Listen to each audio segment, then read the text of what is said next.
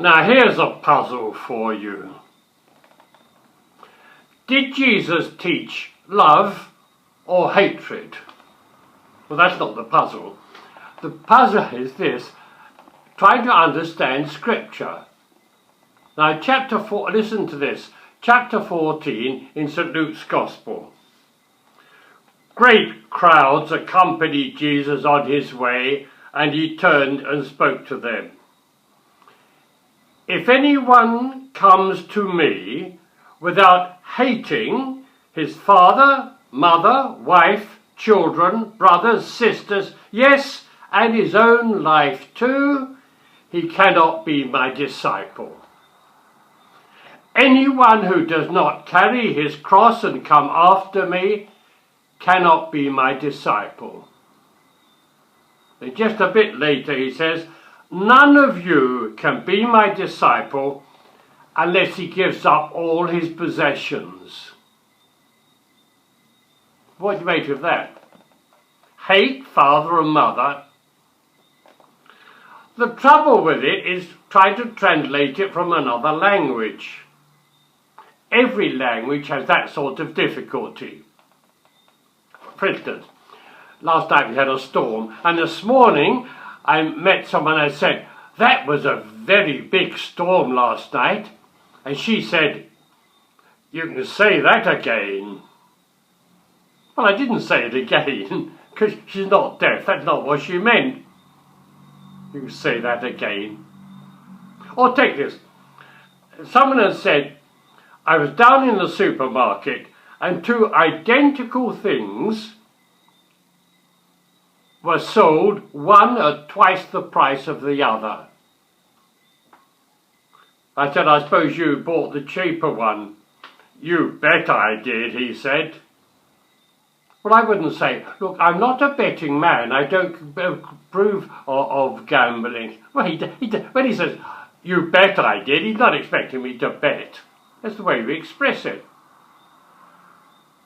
Do you remember in St. John's Gospel, when Pilate is quizzing Jesus, he says, are you the king of the Jews? And Jesus says, it is you who have said it. Well, Pilate then didn't say, well, are you or not? No. That saying was equivalent to we'd say in English, you said it. I suppose they don't actually translate it like that because it sounds a bit like slang. The same is this word, unless you hate father or mother. It's a way of saying, it says this much, it's quite powerful, if you prefer anything to me, if you love anything or anyone more than you love me, you can't be my disciples. Our love of Christ must be more powerful than anything. Usually that doesn't mean to say I don't love these others. Love of a family, love of wife and husband, love of people in my life bring me to the love of Christ. It's not often a competition. There can be. If you found a way of making a lot of money, not dishonestly, but a bit dodgy,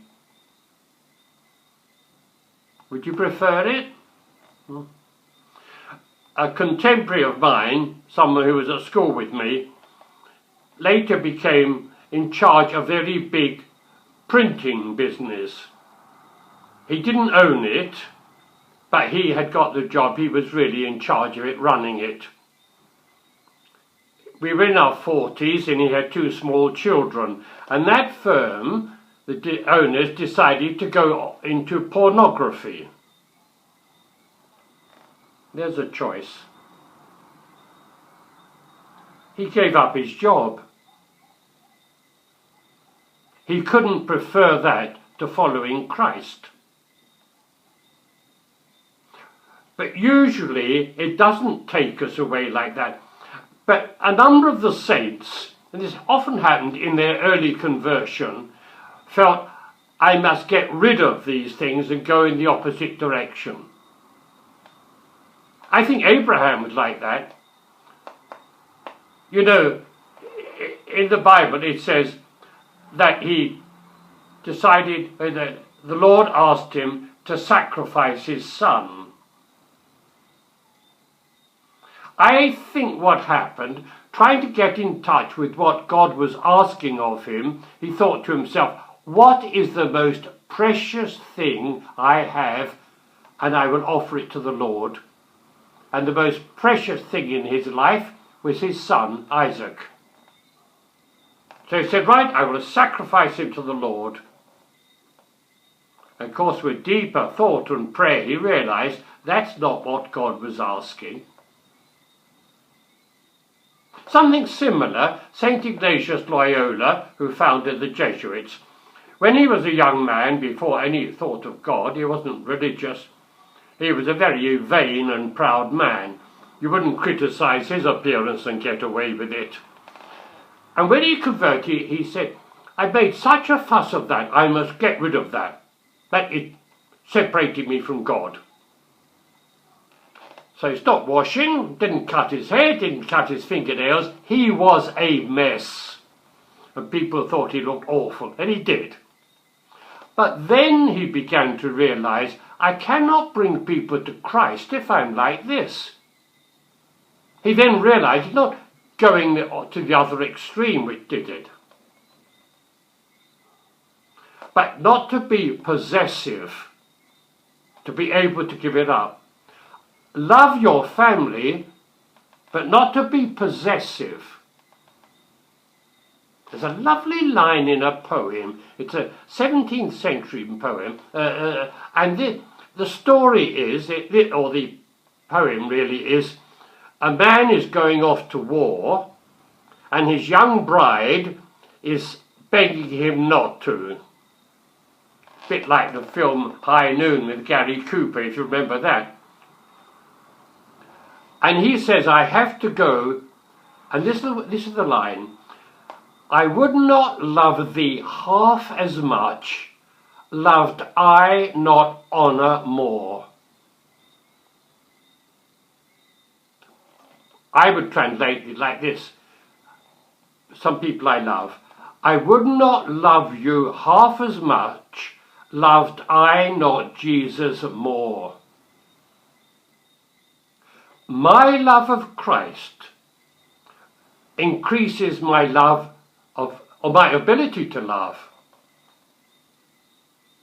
People I love, it's not because Christ said love them, but I believe by loving Christ more, I become more a loving person and are not possessive in my love.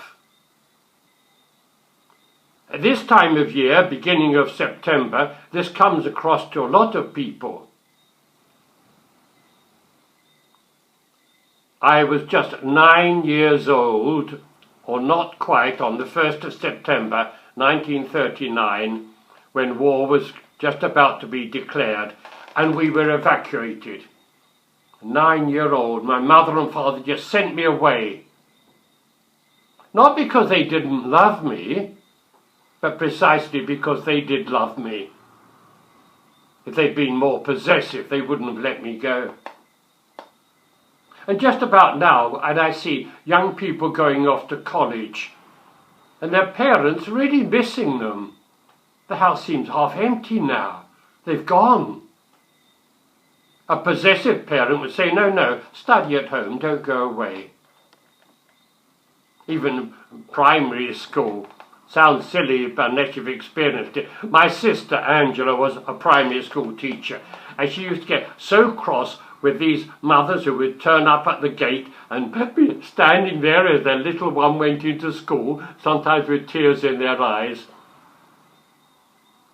Angela got so annoyed with them until it was her turn, until her youngest went to school, and the hand back to an empty house, she was as bad as the rest of them.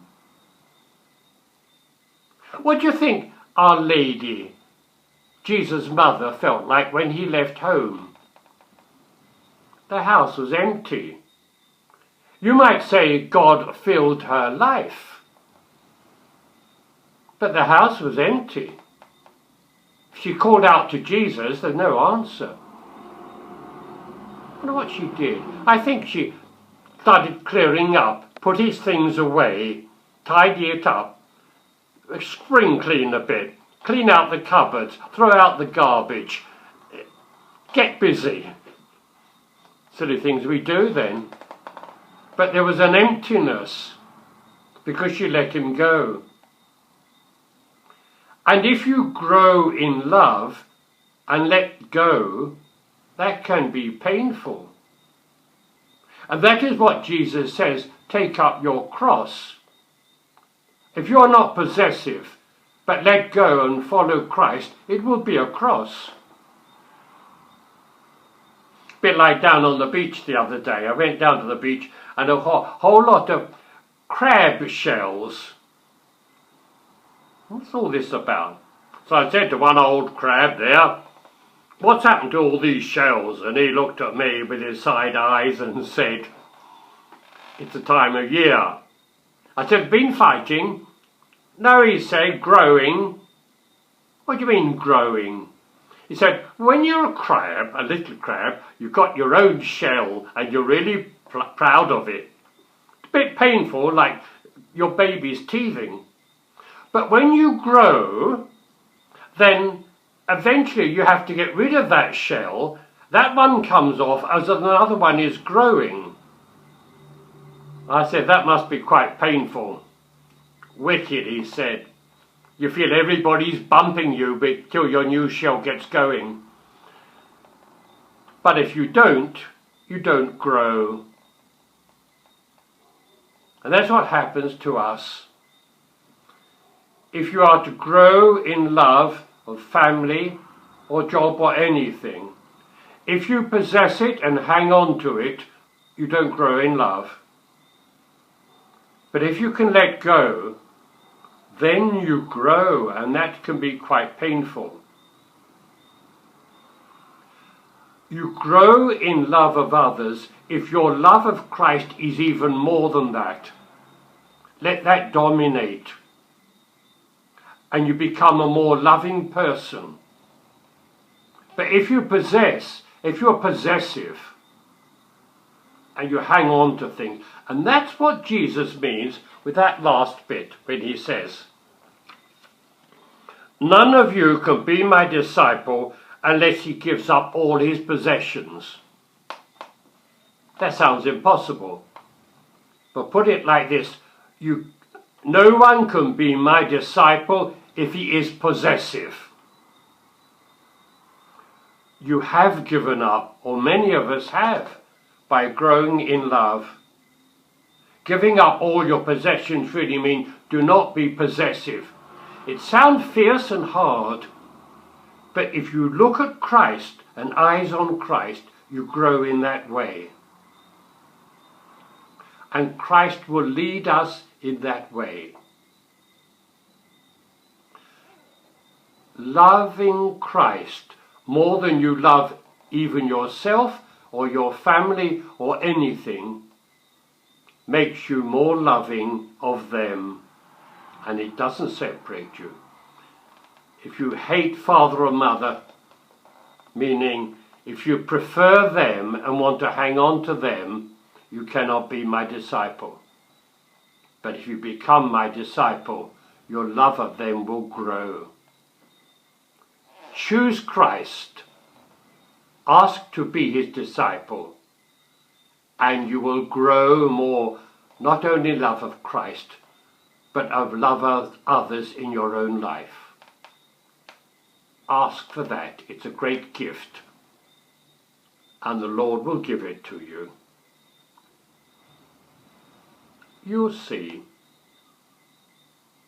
Amen.